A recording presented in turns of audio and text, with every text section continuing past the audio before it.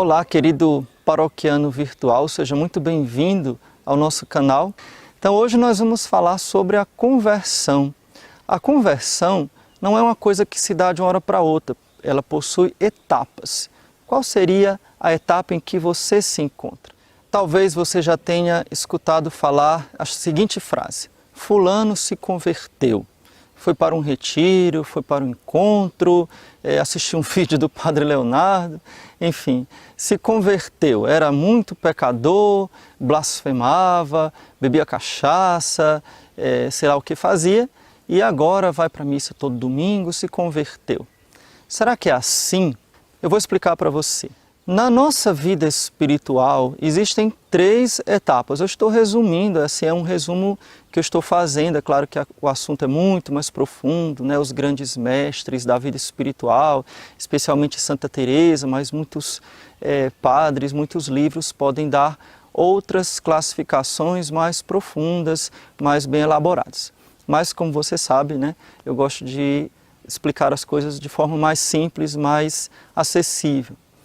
Então, existem 3 etapas, segundo os mestres da vida espiritual, que são exatamente a primeira, a segunda e a terceira conversão.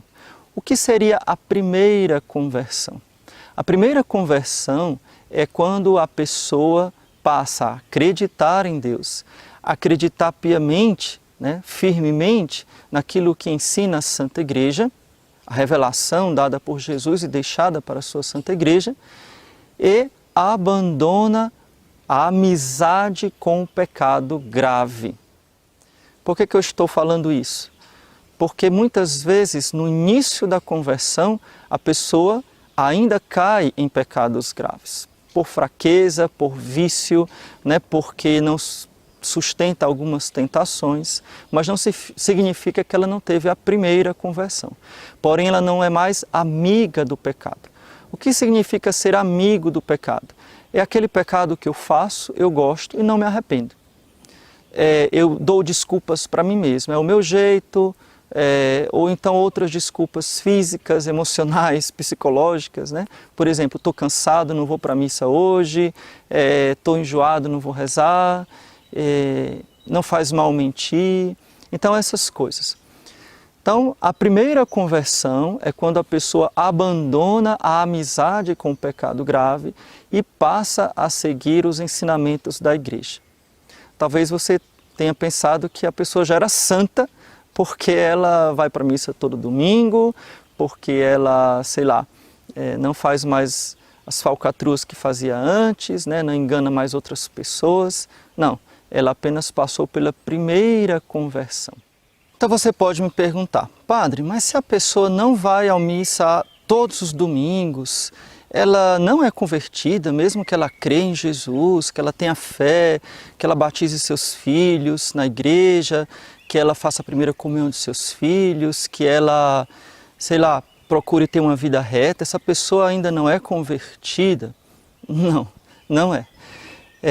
A conversão significa um passo decisivo para Deus. Então, se a pessoa falta a missa do domingo, claro, não por razões de impossibilidade, né? Tem gente que mora em locais muito longe, que não tem condição de se deslocar, ou que não tem padre. Eu estou falando normalmente.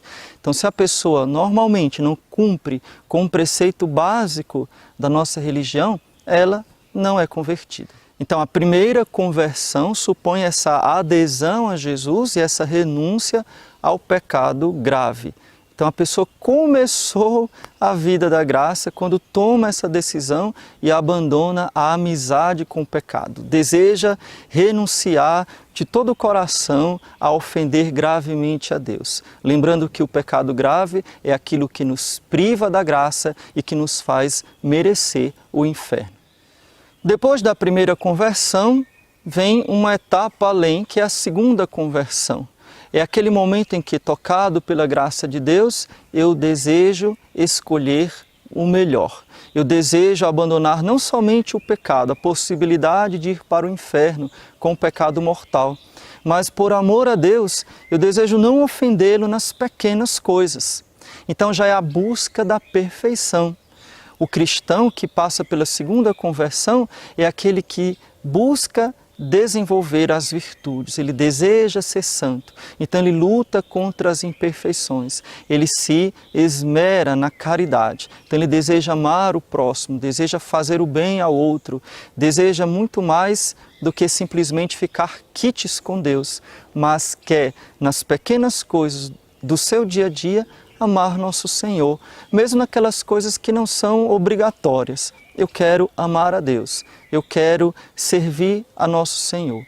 Então é esse passo a mais.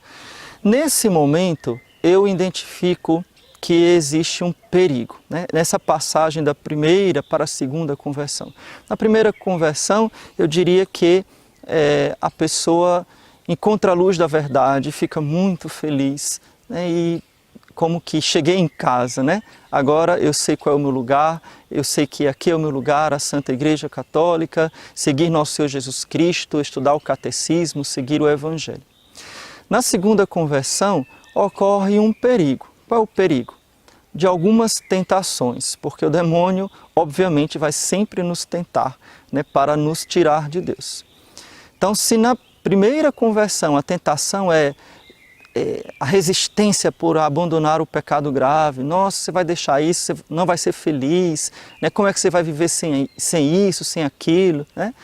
Na segunda conversão já é uma tentação mais sutil. Será que eu já alcancei a santidade? Como é que está meu nível, né, de santidade diante de Deus? Então a pessoa começa a meio que se olhar demais. Começa a medir muito as suas virtudes. E aí entra o grande perigo do escrúpulo. O que é o escrúpulo, né? Eu tenho vários vídeos sobre escrúpulo, você pode assisti-los. Então o escrúpulo é aquele temor de ofender a Deus irracional. Por nada a pessoa pensa que pecou e às vezes pensa que pecou mortalmente, especialmente nos pensamentos. Então a pessoa quer controlar os pensamentos. E os pensamentos é assim, quanto mais você tenta controlar, mais descontrolado ele fica, né? Acaba se criando uma neurose. Então a grande tentação nesse momento da segunda conversão é o escrúpulo, ou pode ser também a escondida vaidade. Como repito o que eu falei antes, né? Será que eu cheguei naquele ponto de conversão? Será que eu já estou santo? Né? Começa a se comparar com os outros, né? Então isso é muito perigoso. Mas nós vamos agora falar da terceira conversão.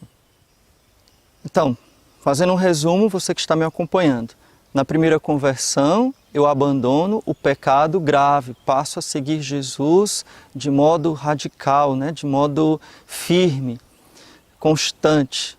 Na segunda conversão, eu começo a lutar contra o pecado venial, contra as minhas imperfeições. Começo a dar mais atenção às pequenas coisas, amar Jesus nas pequenas coisas. E a terceira conversão seria o quê? A terceira conversão, ela é chamada muitas vezes de via iluminativa. O que é que significa isso? Significa que eu estou mergulhado na graça, de tal modo que eu sou totalmente guiado pelo Espírito Santo.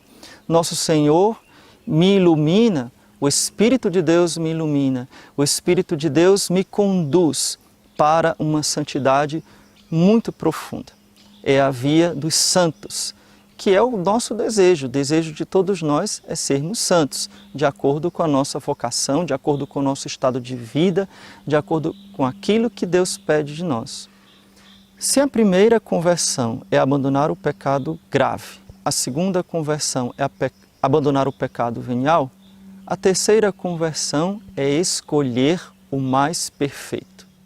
Segundo uma iluminação especial de Deus, que Deus dá a cada alma, repito, segundo a sua vocação, segundo o seu estado de vida, segundo aquilo que Deus quer levar àquela alma, então a pessoa vai escolher o mais perfeito. Nas opções que Deus dá, a pessoa escolhe aquilo que ela pode mais amar a Deus, aquilo que ela pode mais oferecer-se ao Senhor, mais sofrer por Jesus.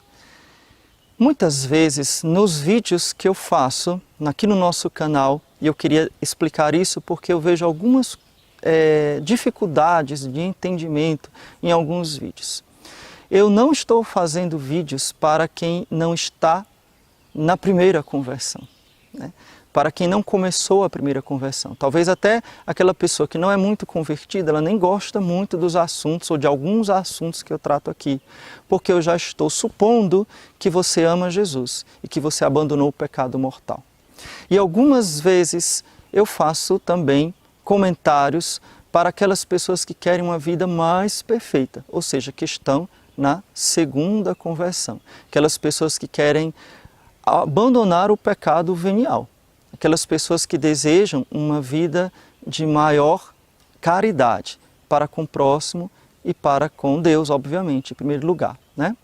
Então, por exemplo, quando nós falamos de modéstia, é um assunto um pouco delicado, porque existe algo que alguém que está começando a se converter, ela começa a aceitar, mas existem escolhas do mais perfeito que são mais dirigidas àqueles que já passaram para a segunda ou talvez até mesmo para a terceira conversão, né?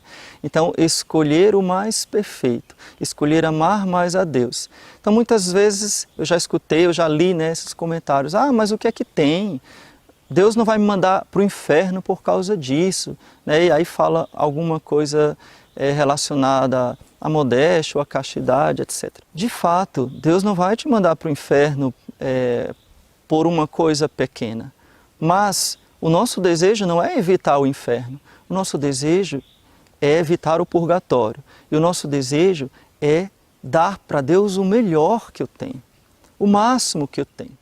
Nós podemos ofertar algo ao nosso Senhor um pouco a mais, e não significa que a gente está dizendo que se eu não fizer assim eu vou para o inferno, não é isso, mas porque eu desejo oferecer ao Senhor, nessa pequena coisa, algo a mais, por amor a Ele.